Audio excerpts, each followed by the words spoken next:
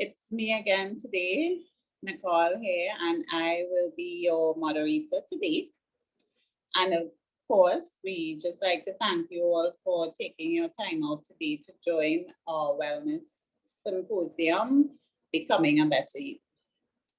So as your invitation would have indicated, today our session, it's going to be financial guidance for surviving an economic upset. And we are joined today by our own senior lecturer from the Management and Entrepreneurship Department, Mr. Sajad Hamid. So most persons in COSTAP know Mr. Hamid.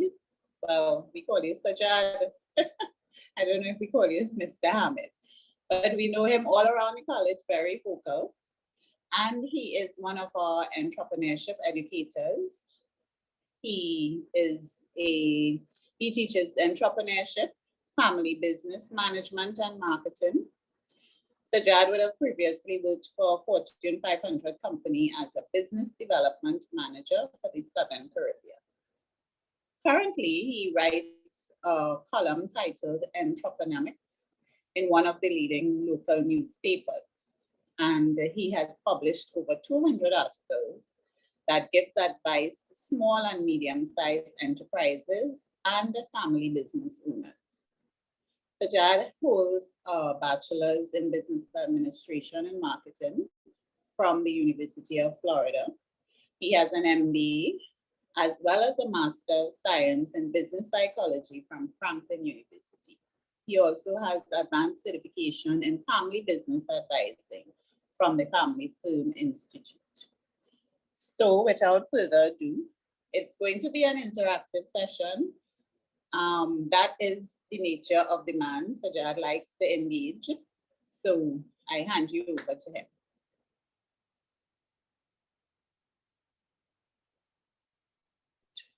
Are you hearing me now? Yes, we're hearing you. So good afternoon, everyone. I was told that I'm very vocal. I find that strange. I thought I was a good listener. Right. Okay. So that's good. So today I'm asked to speak about something that I think is very important because it's very challenging times we live in, economic adversity. So I'm going to talk a little bit about finance and a little bit about lifestyle changes that you can make so you could be better positioned to deal with what may be maybe a long pandemic or maybe a long recession. Who knows? I'm not sure myself. So I'm going to look right under my nose and start with a tale of a story of my small community that I live in, about 40 households. And I'll tell you some of these strange things that they do, and maybe you might reflect on your community and see if they do the same thing. And maybe there might be some gems in there how you can improve your financial well-being. I'm going to talk about why, as a whole in Trinidad, we can't save, or why people say they can't save. I'll talk about that. I'll talk about the family unit, and the reason why I focus a lot on the family because, as Nicole said, I teach family business, and family business is a very powerful force in business, even in Trinidad. You can see a lot of family business out there. I'm going to talk about smart saving and smart investing. And I'm going to talk a little bit, we don't have much time, but I'll try to finish up with starting a side hustle, right? And of course, we teach entrepreneurship at COSTAT. Right? One of the few people that started to teach entrepreneurship in a bachelor's degree. So let me just turn to my community. My community is has about, I hope I didn't say 40 just now, it's 20 households, roughly. And our street is about just 524 feet long. The reason I know is that I had to measure the street to go down to Wassa to get a pipeline run.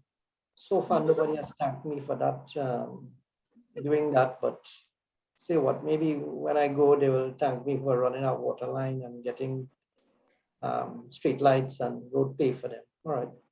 So I noticed over the past 40 years, something strange is that some people, most people started off being poor, or I like to say approximately poor, because sometimes people look poor, but they're not really that poor. They just have a lot of money in the bank and they don't know what to do with it.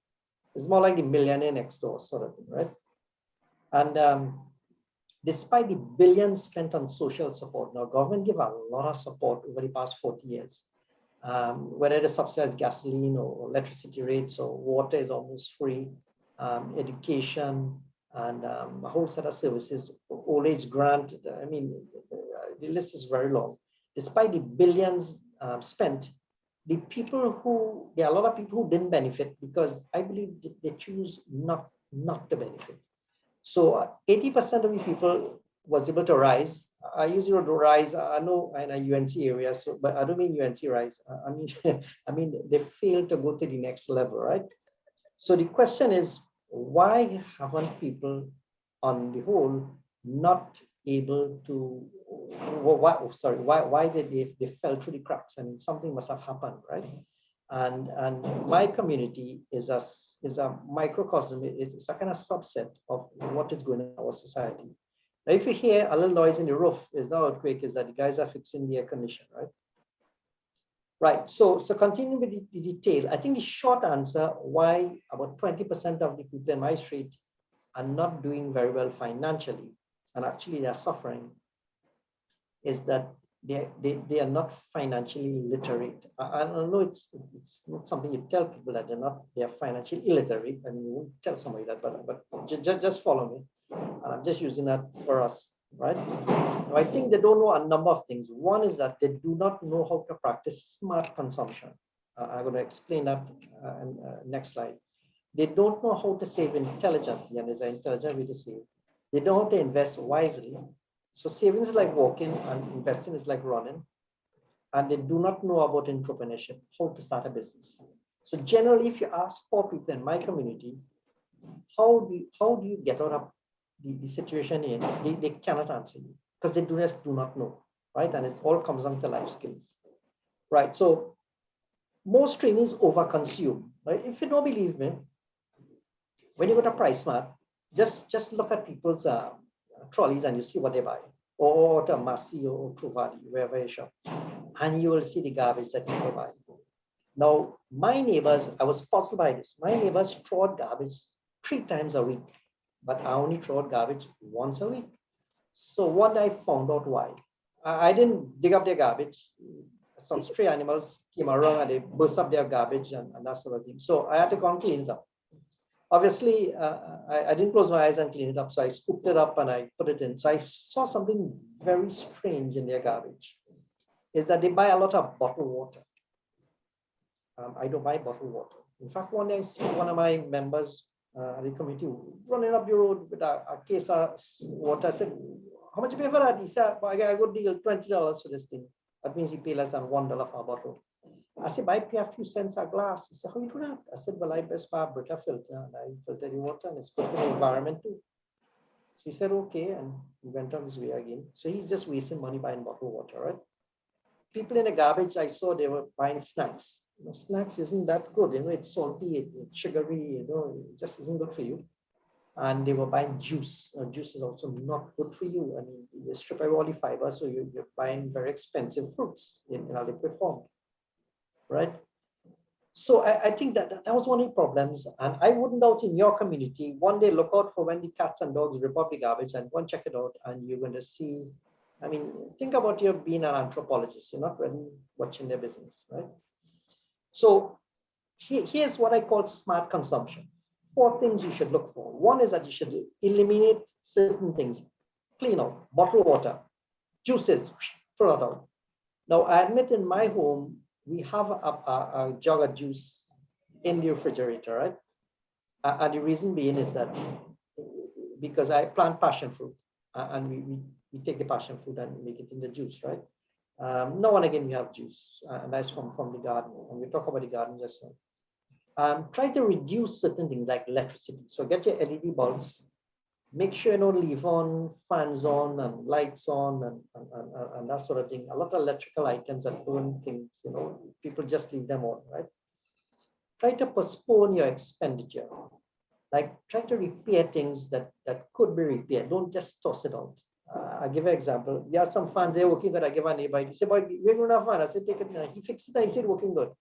Now, if I had learned how to repair it, I would have been in a good position. Actually, you must observe the people who come to repair things. Like the guy who came to fix my water pump. I tried to explain them on the phone that something's wrong, but what happened? And he seemed to know. He said, I walk with the part. As he come and he head on top, as he tank on top. As he take it out and he walk with one, he put some thread seal tape on and he put it back on top of the pump. I said, oh, really? So after he left and charged me $400, I went down the hardware and the tank was selling for $250. And then they had a bigger tank, which says last even longer for $350 or so. So I bought the big one. So the next time it went down, I just took out the old tank on top, screwed out, hand screw it, and I put the thread seal on it. That's a plastic tape to seal it, and I put it on. And actually, it's lasting longer because I'm using the biggest tank. He didn't want to give me the bigger tank, of course, because he wouldn't come back in at least a year and a half. Now, I'm not saying try to be your own electrician. I mean, I'm not saying that because that is going too far, but certain plumbing things that you could probably do, maybe you could take a course and you could keep the life of things going. Maybe if you like fixing cars, you could do a little fixing and all that, right? Now we should consume more of certain things, and this is how this is. If I tell you eat more fruits and vegetables, well, that's a no-brainer, as they say in America. But the big idea, insurance. Now, insurance is very important. Most Trinidadians in my street, with the 20 households, I am sure not more than 10 of them insure their property. They insure their cars, but not the property. We come into that. Right. So I want to focus on this treasure in trash. Now, SwimCall, I remember I was reading some SwimCall, waste management company. They said that 80%, over 80% of our trash is recyclable. So we throw away a lot of stuff. And recently, the Minister of, I think it's Public Utilities, the one that SwimCall comes on, I think it's Public Utilities. He said that we spend $100 million in waste collection. Now, this is a big business, you know. I know a guy right up the road, I live in Chasefield. He have one big house when he passed away now, and he have a house at a garbage trucks. And he had to be one of the wealthiest men in Trinidad because we making them wealthy by throwing away stuff. I went to my brother in Canada 2 or 3 years ago, and he has two set of bins, one for plastics, I think, one for recycling stuff. Now, we haven't reached that stage yet, but I think we should. But in my counter, we have a bucket, a plastic bucket. So all the cotton peelings and tissues and stuff go into that bucket. And then I take the bucket and I put it into some barrels, and I drill holes in the barrels, and I strap it onto one of the trees in the back. I have a lot of trees in the back. And we add stuff, and we add a little money on top and some soil to give it soil bacteria and to help it decompose. And would you believe in 4 months' time, I have a barrel full of compost, nice compost, equivalent to 6 bags of manure or compost. If you buy compost costs about $50. So that's $300. The barrel cost me about $150. I drill some holes in it. So in 4 months' time, I make back twice the investment of $150 for the barrel. Of course, the barrel is plastic, so it lasts forever almost. If you really want to push it and think like an entrepreneur, when it's topped up and it's composted, I put a yam on top of it, and I put the yam, and the yam will grow up on the tree. And well, I wouldn't get compost in 9 months. I got in 4 months. I'll get in a year. I'll rip the yam, and then I'll have compost in the barrel. And I call that strategy not one step ahead. That's 2 steps ahead of everybody, right? And I'm telling you, the yam in the barrel is as good as the one you buy from St. Vincent, right? Very good yam. Right, so start, my advice to you, start a garden. I know trainees, they always build a house and then try to figure out where to put a tree afterwards. And when I had a chance to rebuild 12 years ago, so I built in a more compact area, I went up. And so I have a big yard to plant stuff. So I am almost 90% sufficient in fruits, like dongs and bananas are coming in now, and avocados, but the pipers is a field day with them. 5 fingers are coming in now, and yellow kaimit and mangoes and whatever, right? Do you have any questions in the chat, by the way? Nicole, do we have any questions? Not yet. No, okay. Okay. Well, I think we're going good then. All right. So, just to summarize, I know my community may not reflect totally the Trinidad and Tobago culture, right? But I'm saying generally we overconsume, and that is a gem. You can really, if you cut your consumption, you wouldn't even be hurting yourself. You might be actually better off. We over celebrate. students ask me, what do you celebrate? I say, I only celebrate one thing in my life, success. What about birthdays? I don't celebrate birthdays. Anniversary, I don't celebrate that. Well, my kids, there is one birthday ending, so I thought I'd give in to them, right? We over celebrate. We already have 15 holidays in Trinidad, so we lost 15 days productivity. And then people celebrate the next, let's say 5 days with their birthdays and anniversaries and whatever. That's 20 days gone on the trade. That's almost a month we spend wasting time, right? So when we don't save and when we don't invest, we have to end up borrowing money. And a lot of people, and I know this because I've been in contact with the petrotrin people, you think when they leave with $500,000-$600,000, some of them, the average person left with about $300,000 to $500,000. You think that's plenty money, right? One of them told me that when he pay off all his bills, he probably have very little the last thing. He hoping that he get a job with Heritage, the next company, or Paria, right? Some left with 3 million and all that, right? But that's a different story. Now, we do not have a contingency fund. If something goes wrong, we must have a cash reserve. I'll come into that just now. And as I said, we depend on the state for support. There's 117,000 people who have reached over the age of 65, and a lot of them depend on what they call the old age pension, which is not a pension. My neighbor was telling me the other day that she's waiting to get paid. I said, what do you mean by that? I know she never worked. She says that she's getting $3,500 a month. I said, I want to tell her that's not pay. That is for my taxes that I pay, but I don't want to tell she anything, because she didn't save anything for retirement. And even the NIS is not enough. You need 80% of your last salary. So if your last salary was $10,000 a month, you need a pension of $8,000, and NIS is minimum $3,000. You can get more. I know some people get $4,300 and that sort of thing. Right, depending on the bracket. Right, you're in and how long you've been paid. Right, just moving along. Now, I want you to think about something. Now, I know I describe all the problems, and let's try to talk solutions. I want you to think that you, just like you work in Costa, which is an organization, you also have an organization which you probably didn't know or think about, is that your family is an organization. Now, if you have to make changes to your life, you really want to make changes for the whole family, whole organization, right? Now, you'll face a lot of resistance. I remember when I declared that we should not be buying Welch grape juice. My wife used to like the big ones, the big ones have been priced, but they come in a double, as $100 for that, right? I said, I declare from today that we will not buy any Welch grape juice. My wife went to check the Constitution of Trinidad and Tobago to see if I'm doing something illegal. This could be illegal, Maybe she needs to speak to a lawyer or something like that. And of course, I told them, I said, we have fruits in the back. We could eat fruits. Fruits is always better than drinking juice because they throw away all the fiber, right? So I became unpopular, but eventually they eating the govers and that sort of thing, and have passion fruit for this juice, right? Now I want you to remember that families that are harmonious are top performers, and I'm coming to show you something about families and you may not have thought about. So how can you improve your family in terms of dealing with all this stuff that we face right now? You can't do it alone, because if you try to save money on one end and you try to waste it on the next side, you don't get very far. So one of the things you should do, and in family business, what I teach is that successful families, harmonious families, they always have family meetings. So the Gucci family, when they started, they would sit at the dinner table and they would discuss family matters. So they got an education about business, the young ones. And then they would also decide, now, do we want ice cream or do we want to save that money to buy an sewing machine so we could do more Gucci bags or whatever it is, right? Now, what you should do is that you should total up all the expenses, right? And somebody should track all of them. If you're using a credit card or a debit card, you'll have a good idea here, right? Put them into categories like food and utilities and traveling and entertainment. And so now you have a total. So you can measure if you're going on any total, and then you can see which to attack. But once attack, always attack the biggest one first. So if food is your big one, and I recognize food is my big one, so that's why I started planting 16, 17 years, I started planting the back.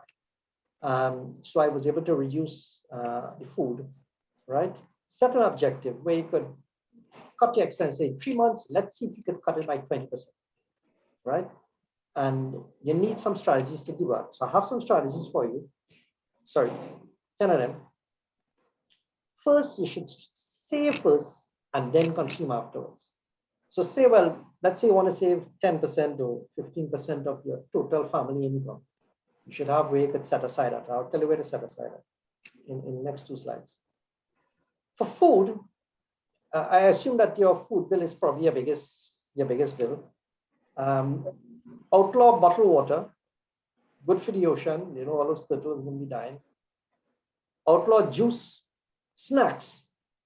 Get rid of the snacks, right? Now, actually, snacks get a bad word. Snacks actually could be eaten as fruit, and that is a snack, right? Most Trinidadians forgot that a stove often below their stove, below their cooking area. So just open it and check it out and make sure you know it's there. I guarantee you have one in your house.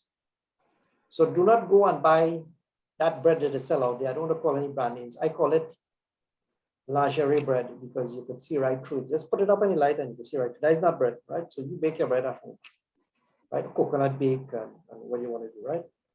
Buy in bulk and try to go with a list. Now, sometimes I see a list, somebody in each house, I don't call any names for home, go with a list and then I see things outside the list. I start to question, why are we buying all that, right?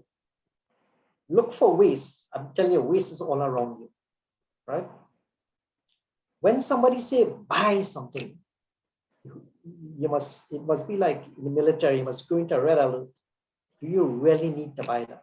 I commented that just now, right? Number 6, delegate a member to tackle each area. So you can get the kids involved, right? Say here, so you could say if your daughter name is Dana, you say, Dana, your job, electricity bill is $1,200 every 2 months. Your job is to monitor that we have lights off and air conditioner off. Don't have 3 people in 3 different rooms with air conditioner running, right? But maybe everybody could go into one room or something like that, all right? Start a backyard garden, and there are a lot of free courses offered by the ministry. I admit I started kind of shaky because I tried to do things on my own and I didn't realize that I was going wrong. And you just dig a hole and plant something. I mean, I know I do grow box. So when there's a lot of flood, you know, in Central I live, we have a lot of floods. So I use grow box, which is 8 inches above. In Central, you know, where is it floods? You know, your second vehicles are boats. You know how it is. Monitor your garbage. Now, if you're throwing away plenty garbage, you are consuming too much. Try to, I'm at once a week. I want to see if I could push it to one throw for a week and a half, right? And it's good for the environment too, for environmentalists. Also, continue with your meetings every week, maybe every Sunday, you meet with your family. And it doesn't have to be only about finance and expenses. Try to find out what the kids are doing and try to talk about important topics, like what is happening in Louisiana. Maybe there's climate change, you know, how do we prepare for that and that sort of thing. Number 10, I want you to think about your family as having collective intelligence. It's not just the parents that are smart. The kids could be smart too. Like for instance, yesterday I was setting up my website and I made an error on something and I couldn't figure it out. So I called my son, who's 14 years old, right? And I said, Javid, you know, try to help me here. And after he click, you know, clicking and he figured it out, right? And I have substantially more experience than him, right? But sometimes Javid is a little bit something else. You need to tell him, water the plants. Yeah, like your baby is Javid, water the plants. When I come back, the plants is dead. When I ask Javid, why didn't you water the plants? They are babies. He said, because Daddy, I'm too young to have babies. You know, he's like that. Right, when he's not here, so I could talk him back. Right, so here's what you should have when it comes to saving. You should have a contingency fund. And the experts say 4 to 6 months expenses. So when we went to this pandemic, if you had 4 to 6 months expenses, you would have had a cushion to play around. Most people didn't, they were living on the edge. At the bank, maybe you might want to put that in a fixed deposit or a premium saving. Now you should be able to access it fairly quickly in case you come to the mean you got sick, you lose your job, something happened, maybe your fridge went down suddenly or something like that. There are credit unions out there, you can buy shares, they offer good returns. Just pick a good credit union. They offer insurance on loans in case you don't make it. Education fund, my 2 kids, I pay for one child and my wife pay for the other child. And And because I know, this is my opinion, this is not Costa opinion, gate will not be around in the present form, and it's not going to get better. It might get tighter. So tell yourself you have a furniture education if they're in primary or secondary school. Pension. So you all know this, Costa does not have a pension plan, right? There was a big fuss about it. I was very upset that people said they were back to money and all kind of thing and this and that. But I have my annuity. I know some people in Costa, faculty, I won't call their names, at 65 they retired and all they have is the NIS. And one of them told me he got sick and he didn't carry the insurance over. You could carry the insurance over as an individual. And the third month he had to do for operation $40,000. And he kind of wipe out with that. So just remember that if you have an annuity, you could take out one as long as you be before the age of 65. And sooner or better, you could claim up to $50,000 a year. All right. This is important. TRINIs don't like to protect what is important to them, right? So what are the treasures things in life? One, I think the most important is your life and your family life. So you should have insurance. Now the Costa group plan, I believe, insure you for your 1 year salary. And that might be good, but I don't think that's good enough for me. I have enough life insurance. I took this a long time ago. So when I die, there will be no loans, and I think they should be able to carry on. Now, also important is something called critical illness insurance. In fact, I was talking to a senior person in Costa a few years ago, and the person did not know what critical illness insurance is, what it is. I just want to take a minute and explain. And I asked Maria, how come we didn't add this to the plan? And she's our group plan. She said, well, people won't want to pay for it. Critical illness is different from medical insurance. Medical insurance covers for expenses, the 80-20 rule. They pay about 80%, or some you pay 20%. But critical illness is where you're diagnosed with cancer, a heart attack, a stroke, paralysis, or major organ failure. That's what they pay you what you insure for. So if you insure for 300,000, they pay you that. So you can now pay the 20% and maybe you have some extra money. Maybe after the 14 days, you might not be able to come back out to work. I don't think anybody who take a heart operation, they could come back after 14 days. They might need, I need 3 months, and you could pay your expenses and that sort of thing. Then there's accident insurance that you could also get, right? So after your life, you want to insure your property, and we know your house is very important. In my street, I tell you, only half the people insure.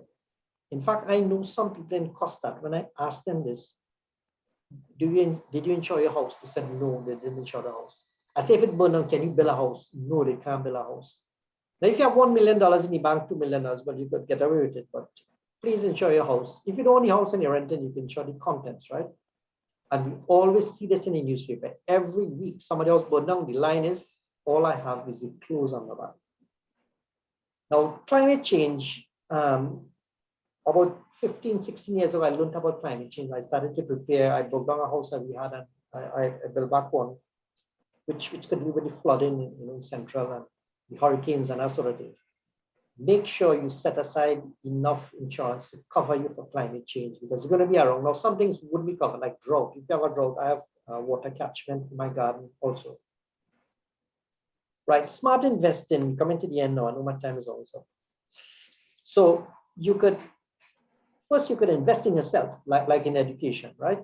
I did another degree about 2 years ago, the one in psychology, because I thought I was missing something when I was teaching entrepreneurship. Because in entrepreneurship, we talk about mindset, and mindset is what gets people out of poverty. You get the right mindset. So I did psychology, and we invest a lot in family education and that sort of thing, right? You should too. You could buy shares. Shares is one way to get rich. People own shares, and if you're not sure what to buy, you could get a stockbroker, or you could go to buy a mutual fund at the bank, or unit trust or whatever. Or you could start a business, right? And if you start a business, the returns are very high, and you could actually start a business out of home because you have everything. You have an internet connection, you have a computer, you have a printer, you have a filing cabinet. You just knock up a desk and you're ready to go, right? If you want to start a service business. Now, I want to ask you this question. This is what I find very funny, is that people, when I ask people, who are the wealthiest people in Trinidad? I ask my students this, and they always say, it's these Syrians. I said, who are the 1%ers? They say, it's the Syrians. I said, wow. They said they own everything in Trinidad, sir. I said, okay. I say, Costard, who owned Costard? They say, well, I say, well, the people of Trinidad and Tobago own Costard. They don't know who owned Costard. Imagine some students don't know who owned Costard. I say, the people of Trinidad and Tobago, not the Syrians. And then the students will say, sir, you don't know who owned the people of Trinidad and Tobago. I say, who? He says, it's the Syrians. Actually, it is not the Syrians who are all the 1%ers. So these are the ultra wealthy in Trinidad, and they have one thing in common. I want you to watch it. The Sabga family, which own Ansa Macau, Atal Objak family, they own Associated Brands, Rice Charles Chocolates, and Sunshine Universal. Ali Mohammed family, and they own the SMG. Langston Roach, that's Langher products. You probably use it, shampoos and cleaning products. Bhagwan Singh, right family, the only hardware, and Ahmad family, the only southern sales. Now they have one thing in common. What is common? They all own, I didn't look at it, they all own a family business. Some of the wealthiest people in the world. Outside of Trinidad, the Waltons, the Wrigley family, the Mars, all that. Now, I'll down to 2 slides again, so we don't have long.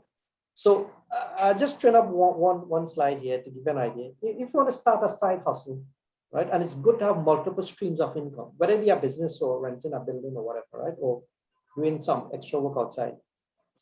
Because if you lose a job, you have something to fall back on, right? So we all know a business starts with an idea. Actually, it starts with the mindset. I didn't put that in. So it starts with the mindset, the entrepreneur mindset. Starts with an idea, but not all ideas are great. So if you come up with an idea and think it's great, most likely it's not great. It might be a hunch. It might not be a good commercial idea. So I like to say ideas are like frogs. You got to kiss a lot of frogs before you find a prince, meaning that you got to go through those ideas and then pick, when you go through the entrepreneurial method, which I can't talk about now, but it's a method, not a process. So you can go through them, right?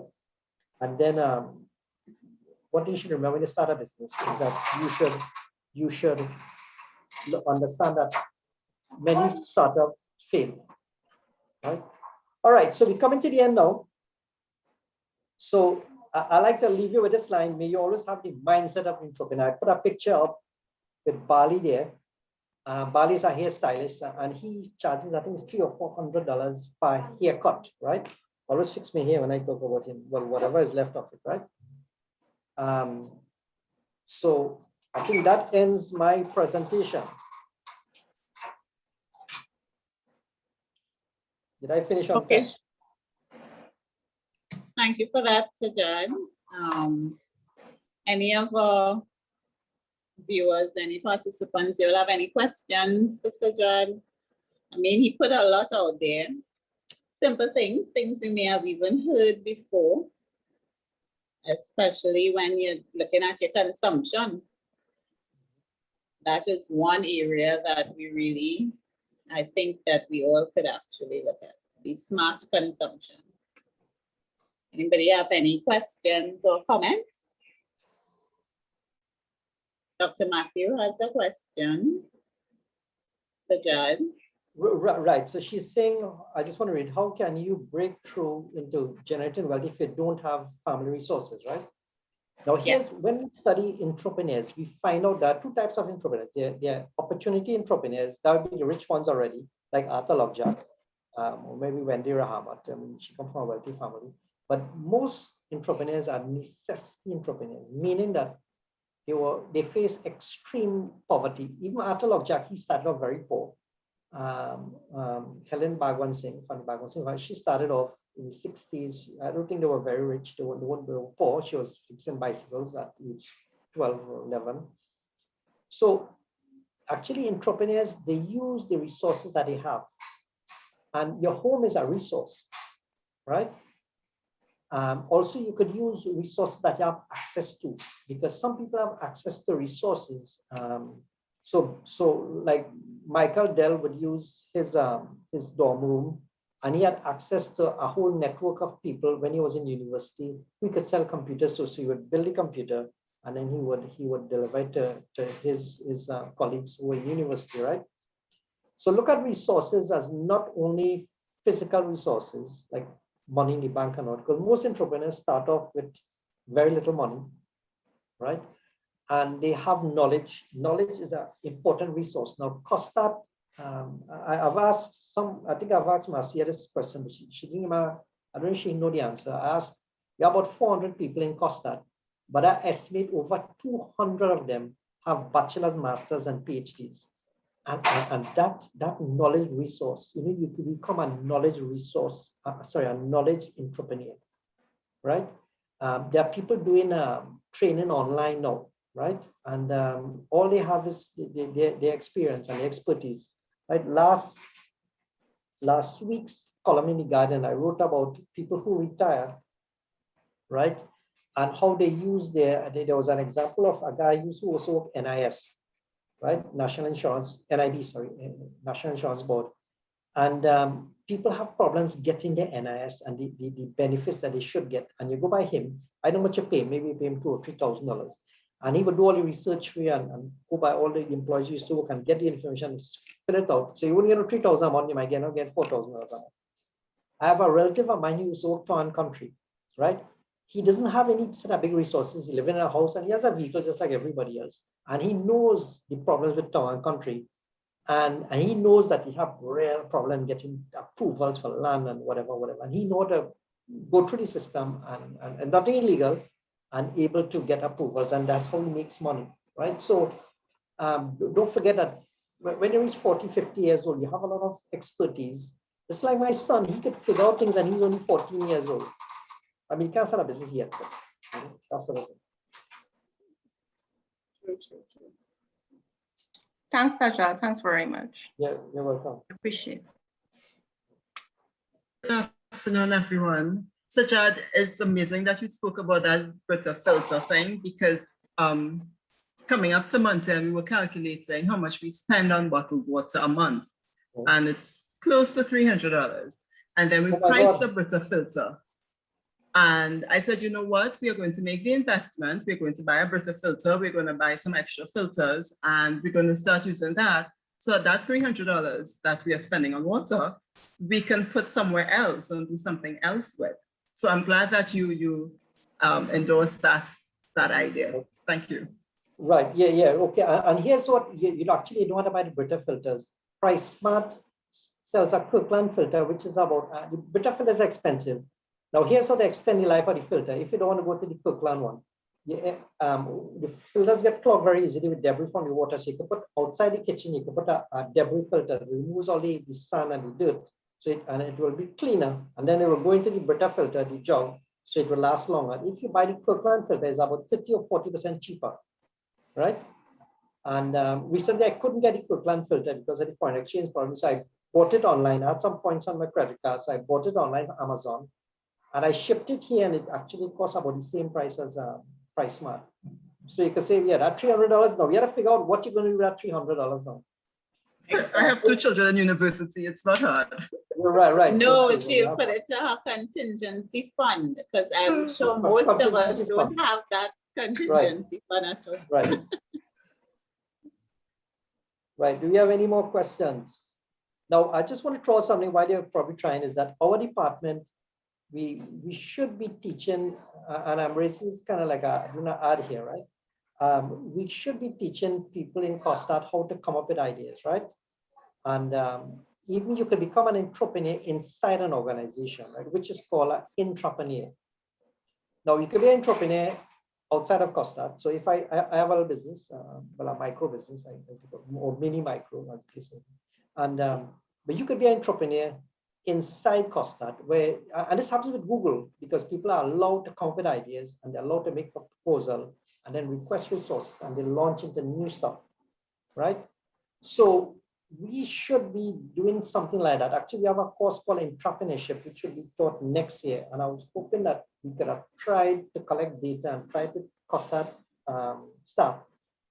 And maybe we could launch out in ideas, because let me tell you this, a lot of people in Costa have businesses out there and have the potential to start a business inside Costa. They don't have to come up with capital, because actually Costa has a huge amount of resources. I mean, this Moodle, for instance, Moodle, you could teach anybody, any part of the world. You could be in Cyprus, you could be in the United States, and you could teach people online. Correct. Yeah. That's very true. But I don't think we do it. We won't do it. But it's been. Anyone else wants to share anything? Or has any other additional questions? Or is it that Sujad was so, okay, great. All right. Yes. Yes, I've been listening and the point really I think are excellent ones. But as Sajad was speaking, I was wondering, well, at what point do you loosen up and spend as you wish? When you have $1 million in the bank, 2 million, at what point, Sajad? Or is it that we're going to live this way forever? Well, don't look at it as a sacrifice. Actually, I've gotten rid of a number of things in my life, right? Like I used to, a long time ago, I used to smoke. I stopped smoking and actually I got better. I used to drink, right? Beer. I stopped that. I switched to coffee. I didn't always drink coffee, so that's good. But if you have $1 million in the bank, remember, to die rich is to die in disgrace. You could also give other people around you. You never know. And actually, in psychology, we have proved this, that when you is actually better to give, you feel better than it is to receive. So if you hit the $1 million mark, I mean, I'll give you my number and you could call me and we will talk about it under the table. No, the children doing a good job already, Sajad. I don't need anybody else. Well, but I understand your point. Yeah, I do. But my audience really was the less than $1 million people. I wasn't aiming for people like you. No, I didn't make any admission there, you know. Okay. Dr. Bob Ward? Well, I thought so. Great, great. Dr. Bob Ward, I think you mute your mic. I wasn't sure if you were through. No, I was laughing, so I had to mute it. Oh, It was a okay. real loud laugh. Yes. Well, yes, he had me there too. Indra says thanks, Shazad, very informative, as did Nadia Ali. She indicated that it was a great presentation. Right. Well, I think we have quite a lot to digest. And as we've reminded persons, the presentations will be uploaded on the COSTAT's YouTube channel, and persons can access it, and persons know where to find our lecturers. If you just need to bounce stuff off of them or you want to